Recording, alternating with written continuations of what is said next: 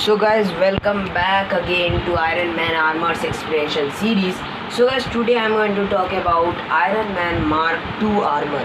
That was the second Iron Man armor. So let's get started. And I'm going to give you every details of this armor. So let's get started. So guys, first if I talk about this armor, then guys, this armor was created by Tony Stark when Mark I was crashed in Afghanistan. So Tony Stark created it, and it was the first Iron Man armor in which Tony Stark used his technology and artificial intelligence, that was Jarvis. And if I talk about its suit up process, then guys, it was suited up by the robotic arms which was in Tony Stark's lab.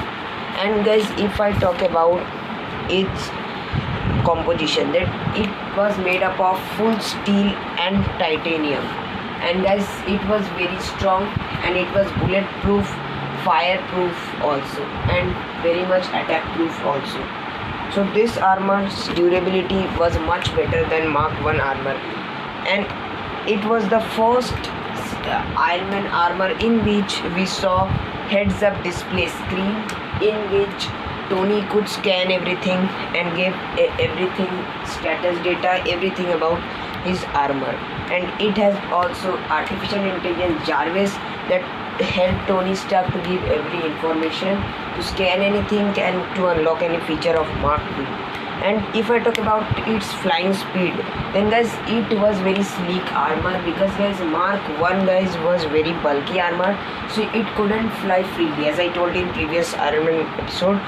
So Tony Stark improved the design of Iron Man armor in Mark II, and because Mark II was very much sleek and slim design, its speed was 360 km per hour. So its speed was very much nice, and other than that, it had superhuman strength, superhuman durability, and also super agility and heads up display screen. But guys, if I talk about weapons, then guys, Tony Stark built this armor only for flight purpose. He only tried to check the flight ability of his armor. That's why he created Mark II. So that because of that, in this armor, Tony Stark didn't add so much in weapons. It had only one weapon, that was repulsor beam, that helped Tony Stark to fly also, and also this repulsor beam could be used to attack also. But other than that, other than repulsor beams, it had no weapons.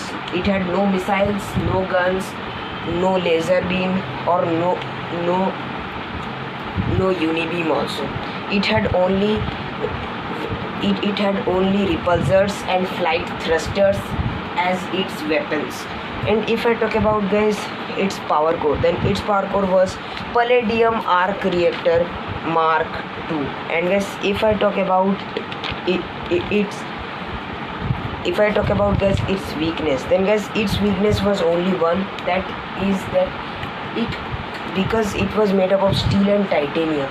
So because of that, this suit could fly very much nice, but still, if it go to high altitude, it faced freezing problems. So that's why guys, Tony Stark stopped using this armor. So guys, now I'm going to talk about the history of Iron Man Mark II in movies.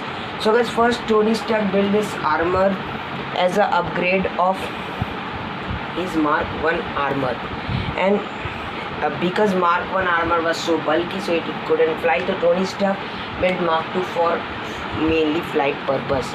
And Tony also added his AI system and many upgrades in this armor. But after Iron Man 1, Tony Stark didn't use this armor because it had freezing problems, and it was not at all so much powerful armor. So that's why Tony Stark stopped using it after Iron Man 1.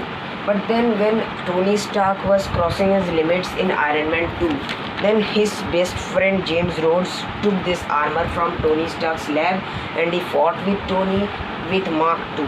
And then Rhodey bring this Mark II armor to military in Iron Man 2, and later Justin Hammer weaponized it fully and make Mark II armor the War Machine Mark I.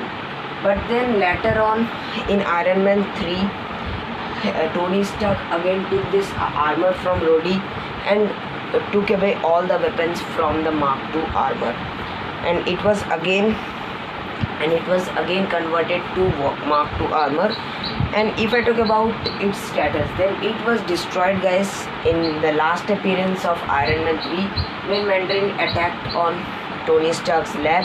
Mark II armor destroyed with all the other 6 armors. So guys, this was the explanation of the Iron Man Mark II armor. So guys, in next video we are going to talk about Mark III and Mark IV both. So guys, if you guys are excited, leave a like, and guys, now we will meet in the next video. Bye bye, ta-ra.